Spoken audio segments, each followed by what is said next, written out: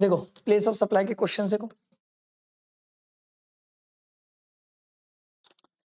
Raman Row, a registered supplier under GST in Mumbai, is directed by the Nero Enterprises, Kolkata, to deliver goods valued rupees 12 lakh to Fabricana of Aurangabad in Maharashtra.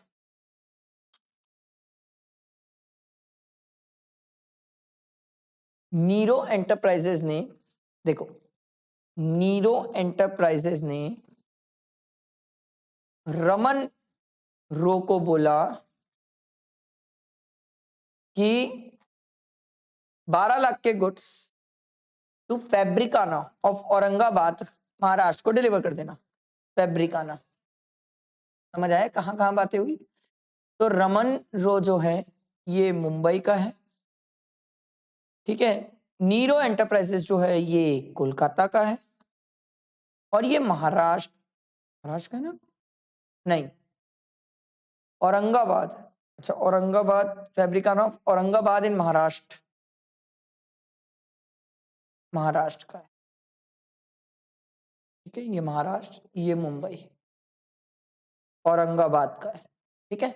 अब अगर आप समझो तो sir यही तो हम bill to ship to model पढ़ के आए थे, ये तो कहानी थी sir bill to ship to model, जहां पर एक पर्सन के बोलने पे ये जो सप्लायर है वो डिलीवर करता है किसी और पार्टी को, तो ये हो गया रेसिपिएंट। फिर हमने बोला था सर ये हो गया हमारा थर्ड पर्सन, तो bill to ship to model में प्लेस ऑफ सप्लाई क्या हो जाएगा sir, location of third person जो कि कोलकाता है। भाई इन दोनों के ट्रांजेक्शन में प्लेस ऑफ सप्लाई क्या हो जाएगा, कोलकाता। फिर सर इन दोनों का जब ट्रांजेक्शन हुआ, ये पहला ट्रांजेक्शन था, ये सेकेंड ट्रांजेक्शन था। सेकेंड ट्रांजेक्शन के केस में क्या गुड्स का मूवमेंट हो रहा है, अगर गुड्स का मूवमेंट हो रहा है तो 10(1) ए, और 10(1) ए बोलता है सर कि प्लेस ऑफ सप्लाई क्या होगा, लोकेशन ऑफ द, लोकेशन क्या होगा जहां पर गुड्स टर्मिनेट हो रहे हैं। टर्मिनेट कहां पर हो रहा है सर, औरंगाबाद महाराष्ट्र में हो रहा है, समझ आ रहा है। तो प्लेस ऑफ सप्लाई क्या हो जाएगा हमारा, औरंगाबाद महाराष्ट्र। ये समझ आया bill to ship to model कैसे चला, क्रिस्टल क्लियरिटी ना bill to ship to model में। तो एक चीज सिंपल है सर, ये मुंबई और कोलकाता है तो आईजीएसटी वाली कहानी, सर ये कोलकाता और औरंगाबाद है तो यहां पर भी क्या हो जाएगा, आईजीएसटी। समझ आया कैसे हुआ, चाहो तो इसको नोट कर सकते हो, मतलब डायग्राम बना के रख सकते हो, ये डायग्राम आपको काम आएगा, चाहो तो डायग्राम बना सकते हो ताकि डायग्राम आपको हेल्प करे बाद में, ताकि टाइम बचता है रिलेट करने से।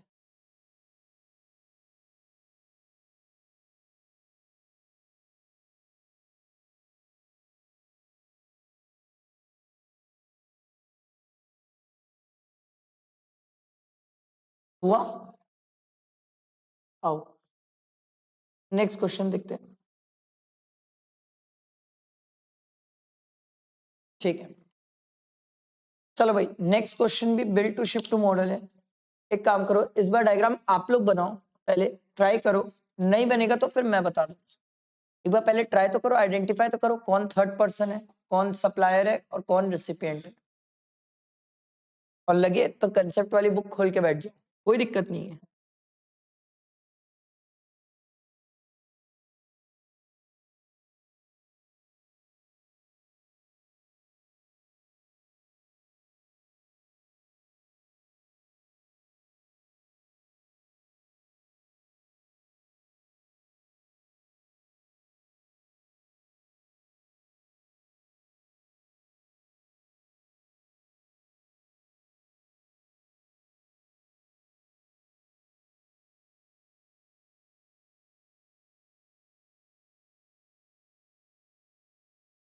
लिख के करना कौन सप्लायर कौन रिसिपिएंट, नहीं तो फंस जाओगे।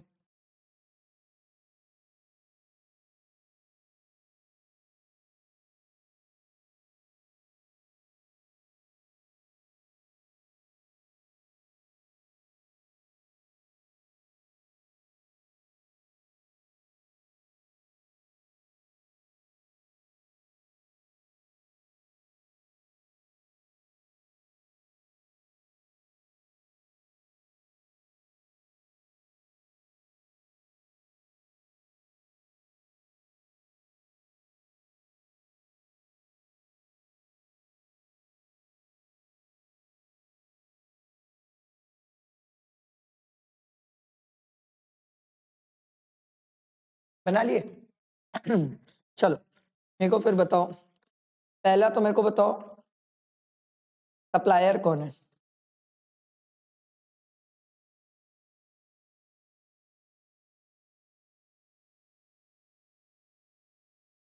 आशा, ठीक है।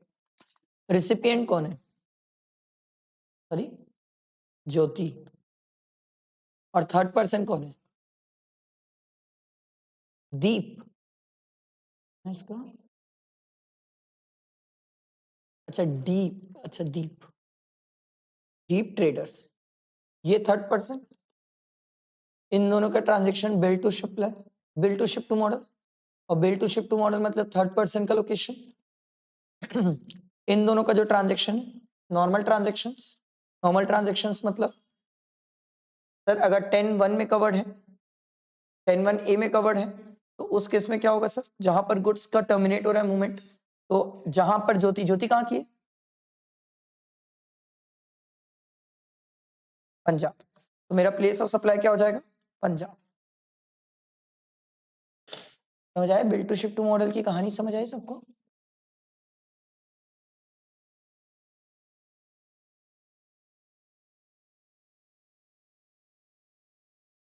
हाँ, bill to ship to model में लोकेशन ऑफ थर्ड पर्सन है, bill to ship to model में लोकेशन ऑफ थर्ड पर्सन है, सप्लायर कहाँ का है, रेसिपिएंट कहाँ का है, वो हमें देखना पड़ता है, और फिर क्या बोलते हैं हम डिसाइड करते हैं। एक टाइम पे एक ट्रांजेक्शन देखते हैं, bill to ship to model में सप्लायर और थर्ड पर्सन दीप का देखेंगे, बट जब क्या बोलते हैं ये सेकेंड ट्रांजेक्शन बाद में देखते हैं, एक एक करके दोनों ट्रांजेक्शन देखते हैं, पहले bill to ship to model वाला देखते हैं, फिर नेक्स्ट वाला देखते हैं, दो अलग अलग ट्रांजेक्शन, दोनों का अलग अलग डिटरमाइन होता है। क्लियर है सबको? हाँ, एग्जाम में आपको दोनों लिखना पड़ेगा, आप दोनों ही लिख के आएंगे सर, दोनों लिख के आएंगे। सारी बात समझ? अगला क्वेश्चन, कंसेप्ट बुक चाहो तो खोल के बैठ सकते हो, इनके सभी अगर याद नहीं है स्टार्टिंग में तो हेल्प होगी सर आपको, क्योंकि मेरे को तो याद है, मैं फटाफट बोल लूंगा, बट आपको भी तो याद होना चाहिए। डिटरमाइन द प्लेस, और जितनी बार प्रैक्टिस करोगे ना देख देख के बोल बोल के, तो आधा ये चैप्टर क्वेश्चन से याद हो जाएगा। Determine the place of supply for the following independent cases. Festival event, an event management company at Mumbai organizes two business promotion event for Prabhu Enterprises at New Delhi and in Malaysia. तो हमने sir organisation of event वाली service पढ़ी थी sir, अगर याद हो तो section 12 देखो, जाओ ना जाके देखो कि हम इवेंट ऑर्गेनाइज करने की सर्विसेज दे रहे हैं। टू क्या लिखा हुआ है, जाओ जाके पढ़ो, टू वहां पर पढ़ोगे तो मिलेगा sir, to a registered person, to a person other than registered, फिर event in India, event outside India, जाओ जाके देखो मिलेगा आपको, क्योंकि मेरे को याद है सर। नालायक, इतनी देर से बोल रहा हूँ, इतनी देर से खोल के ही नहीं देख रहा था।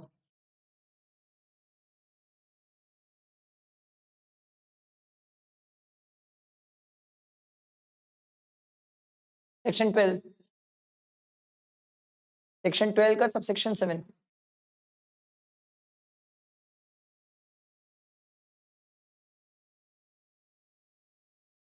ऑर्गेनाइज कर रहे ना ये इवेंट। तो पहला क्या दिया हुआ देखो उसमें, टू अ रजिस्टर्ड पर्सन। तो सर ये प्रभु एंटरप्राइजेस को प्रोवाइड कर रहा है, क्या प्रभु एंटरप्राइजेस रजिस्टर्ड? यस। तो location of such person sir, location of such person क्या हो जाएगा? गुजरात। ये गुजरात में ही तो रजिस्टर्ड है ना ये आदमी। अब ये आपको कंफ्यूज करने के लिए दे दिया कि sir at New Delhi and in Malaysia, sir फर्क नहीं पड़ता न्यू दिल्ली हो या मलेशिया हो, प्लेस ऑफ सप्लाई तो हमारा क्या रहेगा, गुजरात ही रहेगा सर, क्योंकि सामने वाला रजिस्टर्ड है। अगर ये अनरजिस्टर्ड होता तो फिर मैं चेक करता इवेंट हेल्ड इन इंडिया और इवेंट आउटसाइड इंडिया, फिर मैं चेक करता। अभी तो ये रजिस्टर्ड है सर, क्यों दिमाग लगाऊं मैं? हरी बात समझ? चलो देखो अगला, ट्राई करो सर, आप ही सीखोगे। ग्लोबल प्लैनेट्स जो Jodhpur Rajasthan is hired by Mr. John, unregistered person, based in Kochi, Kerala, to plan and organize his son's wedding at Mumbai, Maharashtra.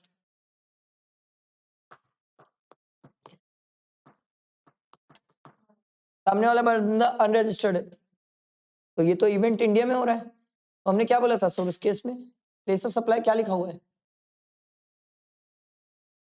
Where the such event is held, तो event कहाँ held हो रहा है sir, Mumbai Maharashtra, ये मेरा place of supply. Will your answer be different if the wedding is to be take place at Singapore, sir outside India चले गए अब हम,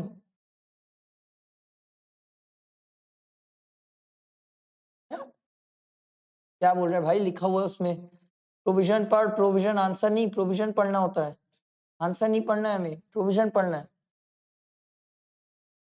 देखो आउटसाइड इंडिया में क्या लिखा हुआ है, तू बुक ही नहीं खोला है, पेज ही नहीं खोला है वो वाला, भाई साहब कैसे पढ़ते हो आप, बैंड बज जाएगी ऐसे में। पिन नंबर बता देता मैं, 150।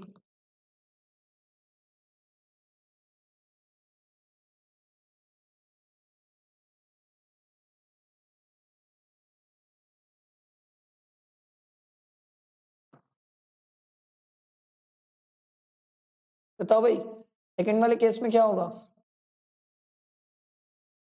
अगर इवेंट आउटसाइड इंडिया तो वहां पर वर्डिंग क्या लिखी हुई है, हाँ, if the event is outside India तो क्या लिखा हुआ है आगे, लोकेशन ऑफ द रेसिपिएंट, और लोकेशन ऑफ द रेसिपिएंट कहाँ है सर,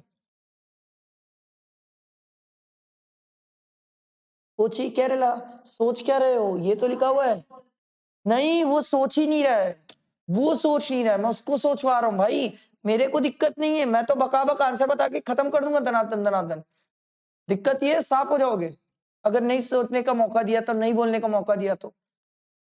सर मतलब समझ, अगर मेरे को सिर्फ रिकॉर्डिंग करना है तो मैं बकाबक आंसर बताता हूँ, फिर तो तू देख आज ही खत्म कर दूंगा 30-40 क्वेश्चन, पर बात ये ना वो सिर्फ मेरे को आएगा, तुम्हें क्या आएगा भाई, एग्जाम तुम्हें देना है, तुम अगर आज बोलते रहोगे ट्राई करते रहोगे तो याद हो जाएगा तुमको आधा, फिर तुम जब सेल्फ स्टडी करोगे तो तुमको याद आएगा, अरे यार सर को तो हम लोग बोले थे ये इसका ये होगा इसका ये होगा करके, तुम्हें बहुत कन्वीनियंट होगा। अगला देखो, Mr. Murthy, an unregistered person and a resident of Pune, hired the services of Sun Limited, an event management company registered in Delhi, for organizing the new product launch in Bangalore. ये देखो, mister मूर्ति जिसने services लिए वो आदमी unregistered है, जिससे service लिए वो बंदा रजिस्टर्ड है, तो हमने बोला था सर देखो, अच्छा new product launch eight Bengaluru, तो सर इंडिया में देखो रजिस्टर्ड तो नहीं है, टू रजिस्टर्ड पर्सन तो नहीं है, ठीक, तो अनरजिस्टर्ड वाली कहानी हो गई। अनरजिस्टर्ड में हमने पहला पॉइंट क्या बोला था, क्या इवेंट इंडिया में हेल्ड हो रहा है, हाँ हाँ, तो क्या हो गया, लोकेशन ऑफ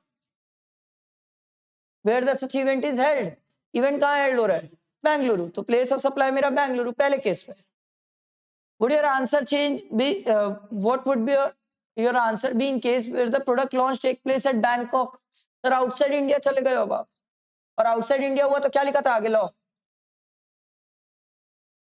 क्या लिखा हुआ है, लाइन क्या लिखी हुई है, तू प्रोविजन बोल भाई, एग्जाम में प्रोविजन लिखेगा,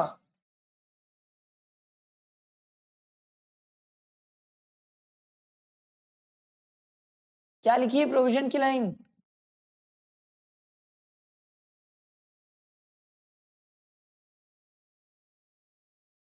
अरे अभी तो पढ़े कैसे कर रहे हैं, क्या लिखी है प्रोविजन की लाइन,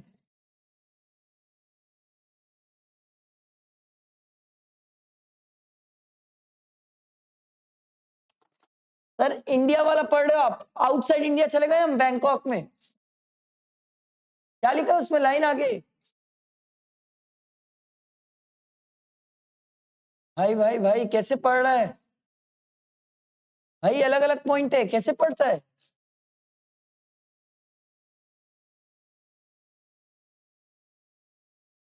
हाँ आउटसाइड इंडिया का क्या लिखा है,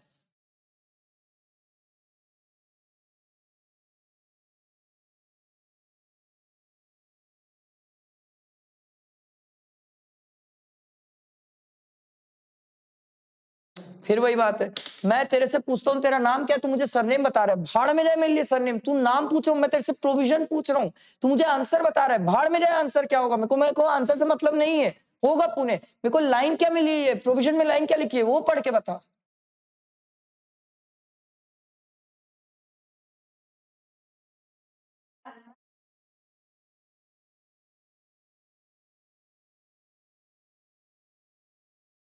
हाँ, स्लैश के बाद क्या लिखा है?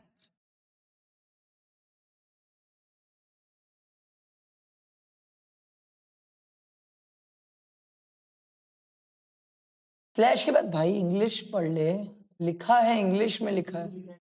क्या लिखा है? बोल के बता क्या लिखा है? पुणे तो नहीं लिखा। चैलेंज है, कंसेप्ट बुक में पुणे नहीं लिखा है। पुणे लिखा होगा ना, तेरी फाइनल की फीस वापस, और नहीं तो तू डबल देगा। तो बोलना क्या लिखा है, वही तो बोल रहा हूं, क्या लिखा है बोलना उसको।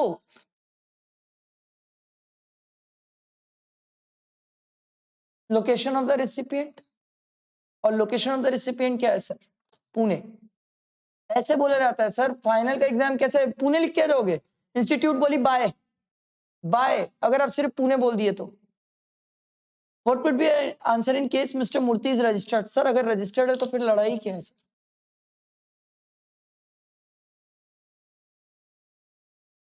अगर रजिस्टर्ड है तो location of such person, location of such person क्या है? पुणे। सोचना क्या है, हरी बात समझ, बैठा दिमाग में। भाई भाई भाई तू पढ़ा कर, लैंग्वेज बोलना, दिक्कत क्या है? अपन हिंदी मीडियम से, तो फिर क्या दिक्कत है? इंग्लिश में तो लिखा है, क्या दिक्कत है? देख के बोलने में भी तू सोचता है पुणे बोलता है। भाई मैं तेरे को कंसेप्ट से बोलने बोलता हूँ, तू मेरे को पुणे बोलता है। पुणे का मैं क्या करूं? एग्जाम में पुणे लिख के आएगा ना, जीरो देंगे। लिटरली बता रहा हूं, अगर आप एग्जाम में स्ट्रेट फॉरवर्ड पुणे लिखे, जीरो। एग्जामिनर बोलेगा भाई पुणे कैसे आया, बोले आप बोलोगे पुणे, मेरे को नहीं पता पुणे, तो इंस्टीट्यूट बोलेगी जीरो। तू टापा होगा किसी का पुणे। आपको बताना पड़ेगा ना कि आपने पुणे कैसे, किस बेस पे बोला है। ए भाई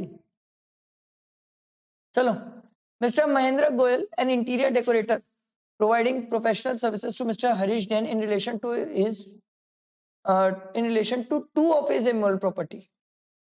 दो immoral property से related इंटीरियर डेकोरेटर की सर्विसेज दी है। कौन सा सेक्शन? Section 12 sir. 12 में कौन सा सेक्शन? Sub section 3।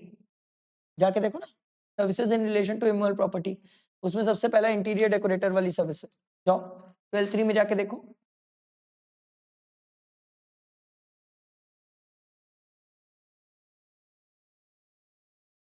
मिला? 12(3) में इंटीरियर डेकोरेटर वाली सर्विसेज। ठीक, तो आपको ये बोल रहा है प्लेस ऑफ सप्लाई बताइए सर। ठीक है भाई, location of the Mahendra Goyal Delhi है, ये सप्लायर है, ये रेसिपिएंट है हरीश गोयल। प्रॉपर्टी कहां पर है? न्यूयॉर्क में। हमने क्या बोला था सर? नॉर्मली ये होता है सर, जहां पर इमोरल प्रॉपर्टी लोकेटेड है, ये इंटेंडेड टू बी लोकेटेड है। सर ये तो बाहर हो गई, अगर बाहर है तो फिर क्या बोला उसने? देखो देखो, if the immoral property is situated outside India, उसमें लिखा हुआ है लाइन, मिलेगा आपको, immoral property is situated outside India. Location of the recipient, location of the recipient मतलब हरीश जैन। हरीश जैन कहाँ का है? मुंबई का है। पहले वाले केस में मुंबई। समझ आया कैसे हुआ? देखो ये आंसर भी लिखते तो पहले लिखते हैं, देखो प्रोविजंस लिखता है ये, बिना प्रोविजन के आप आंसर कैसे लिख सकते हो? आप प्रैक्टिकली सोच के देखो, आप कैसे लिखोगे आंसर? सिर्फ ये थोड़ी लिख के आ जाओगे मुंबई होता है सर प्लेस ऑफ सप्लाई, काट देंगे मार्क्स।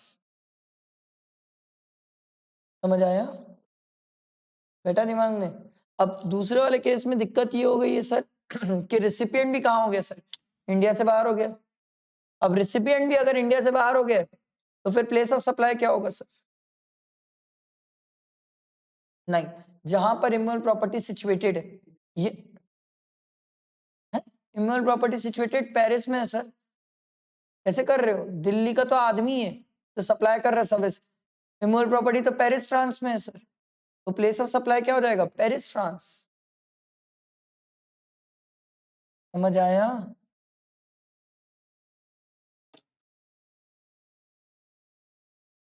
सेक्शन 13 12 में नहीं है, 13 में ही है। अरे समझ, where the immoral property is located outside India, 13 में चले गए हो आप, क्योंकि रिसिपिएंट भी बाहर का है। अब याद करो सर, आप कैसे पकड़े 13?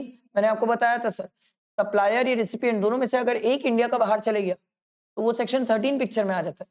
आपको ऐसे याद रखना एग्जाम में, मेरे को याद है सर। देखो एक बात समझो, दो टाइप से पढ़ाना होता है।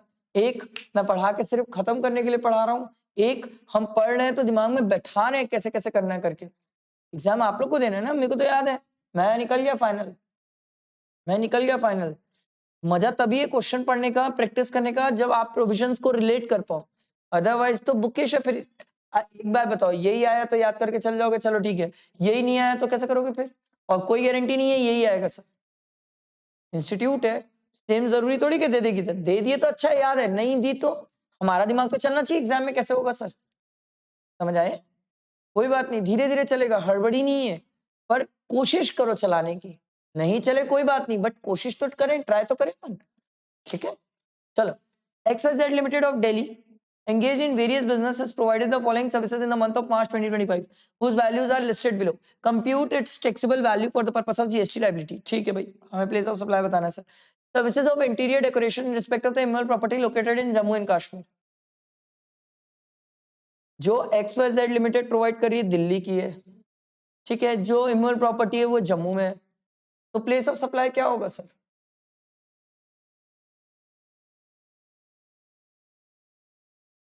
लोकेशन ऑफ द, नहीं, location where the immovable property is located और intended to be located. Jammu and Kashmir हमारा इंडिया में है सर, हमारा पार्ट है इंडिया का, तो प्लेस ऑफ सप्लाई क्या हो जाएगा? जम्मू, क्योंकि वहां पर इमूवेबल प्रॉपर्टी रिलेट करती है। समझ आया? ये देखो आगे पे, ये रहा जम्मू। अगला, service of renting of commercial building in Delhi, क्या होगा सर इसका प्लेस ऑफ सप्लाई? दिल्ली, क्योंकि sir renting of immovable property है सर, जहां इमूवेबल प्रॉपर्टी लोकेटेड है, इंटेंडेड टू बी लोकेटेड है सर, दिल्ली। ये देखो प्लेस ऑफ सप्लाई दिल्ली।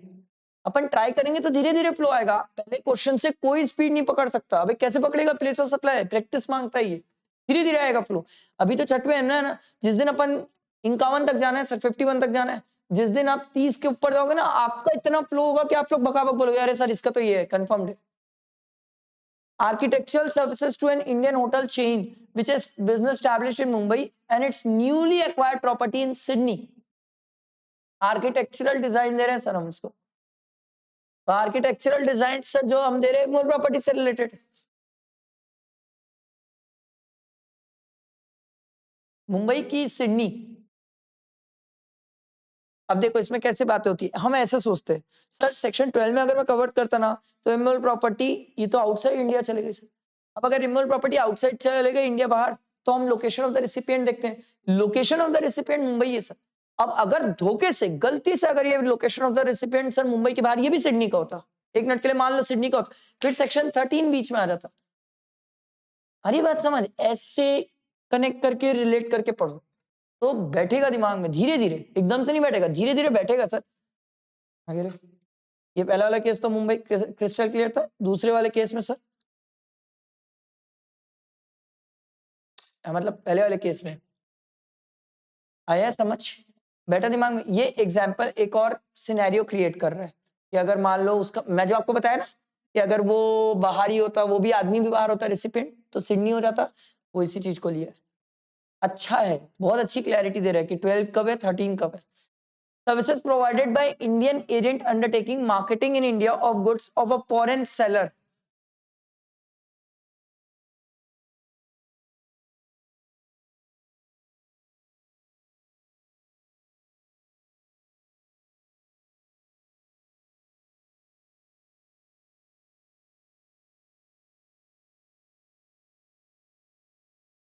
बताओ बताओ बताओ।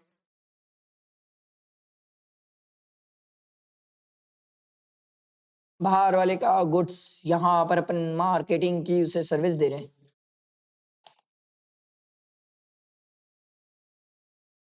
बताओ बताओ बताओ, ट्राई करो।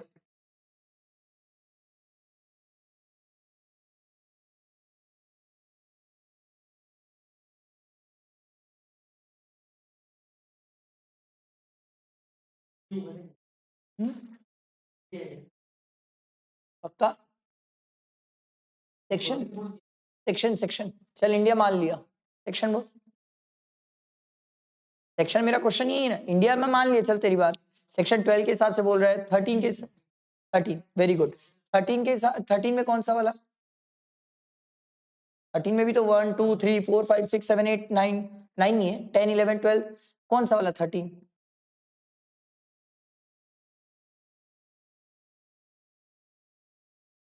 समझो, इधर ध्यान दो, इधर ध्यान दो, कैसे पकड़ते देखो। 13 कैसे पता चला सर? इंडिया का बाहर का आदमी इंडिया में सर्विसेज ले रहा है ना, रिसिपिएंट बाहर है, ठीक। अब अगर याद ध्यान दो तो यहाँ पर एजेंट लिखा हुआ है, एजेंट मतलब इंटरमीडियरी सर्विसेज, और इंटरमीडियरी मतलब 13(8), सेक्शन 13(8), और 13(8) क्या बोला था? 13(8) क्या बोला था? प्लेस ऑफ सप्लाई क्या होगा? Location of supplier. सप्लायर कहाँ का है? इंडिया का, इंडियन एजेंट लिखा है ना, तो प्लेस ऑफ सप्लाई कहाँ हो गया? इंडिया में। समझ आया? आगे भाई, समझ आया ये आपको? बैठा दिमाग में? हड़बड़ी नहीं है, हड़बड़ी नहीं है, सीख रहे हैं। XYZ है, XYZ दिल्ली का था तो प्लेस ऑफ सप्लाई दिल्ली हो गया सर, ठीक है। अगला, beautification and fashion designing services to a pigment based at Mumbai. The services are in the nature of personalized services. Supplier India का, प्लेस ऑफ सप्लाई भी मुंबई में ही है सर, तो सेक्शन 12 की कहानी है, ये तो क्लियर है। अब 12 में बताओ सर कौन सी है? Beauty services. अभी सेक्शन बताओ भाई, पहले सेक्शन में 12 में कौन सा सब सेक्शन? देखो ना, तो देख के बताओ, फिर एग्जाम थोड़ी लेने बैठा हूं भाई, देख के बताना, देख के तो बता सकते हो, ट्राई तो कर सकते हो। ये बता दिया मैं आपको सेक्शन 12 में। 12 में ऐसे सोचते जाया करो, 2 तो जनरल होता है, 3 इमोरल प्रॉपर्टी होता है, ऐसे याद करते जाया करो। 12(4), वेरी गुड। 12(4) में सर्विसेज वेयर एक्चुअली परफॉर्म, तो परफॉर्म कहां पर हो रही है भाई? हुई ना, आदमी दिल्ली का है, सर्विसेज तो मुंबई में दे रहा है, ये वाला आदमी है ना XYZ दिल्ली का। समझ आया? आगे रहे, ये देखो, क्लियर हुआ? बैठा दिमाग में? आगे बढ़ते हैं। अगला, OIDR सर्विसेज, ये तो आज ही पढ़े हम। OIDR services, online information data access retrieval services provided to a client in UK. इसमें हम क्या बोले थे? लोकेशन ऑफ द OIDR तो आज ही पढ़े, बताओ OIDR का क्या था? Location of the recipient of service, location of the recipient of services. तो रिसिपिएंट कहां का है? अबे service provide to client in UK है, तो यूके का हुआ ना रिसिपिएंट, तो प्लेस ऑफ सप्लाई यूके हो जाएगा। आ रहा है समझ? बैठा दिमाग में? ये as an export of service treat किया जा रहा है। अगला है other services provided 4 lakh to a person located in Srinagar, Srinagar India में है, ठीक है, and 15 lakh to a person located in Delhi. Other services, प्यार से बोल के बता दिया सर अदर सर्विस है, स्पेसिफाइड वाली नहीं है, बोला नहीं है तो फिर 12(2) आ जाएगा पिक्चर में, और 12(2) बोलता है सर। ये बताओ किसको दे रहे हो? रजिस्टर्ड पर्सन को दोगे तो लोकेशन ऑफ सच पर्सन, और अगर रजिस्टर्ड नहीं है तो फिर, अगर रजिस्टर्ड नहीं है तो फिर बताओ 12(2) में क्या लिखा है? 12(2) में क्या लिखा है बताओ? अगर रजिस्टर्ड नहीं है तो, रजिस्टर्ड है तो location of such person, registered नहीं है तो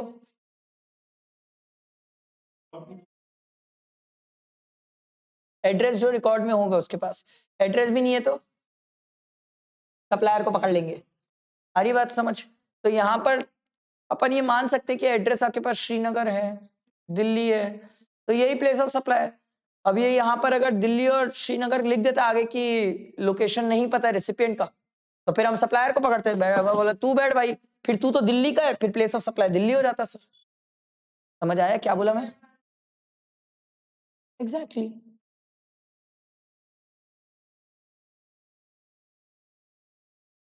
समझ आया? क्लियर हुआ? बैठा दिमाग में आपका?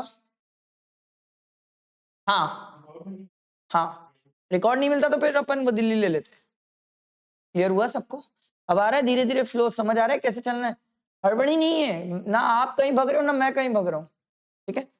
इसके आगे क्वेश्चन नेक्स्ट क्लास में करते हैं अपन।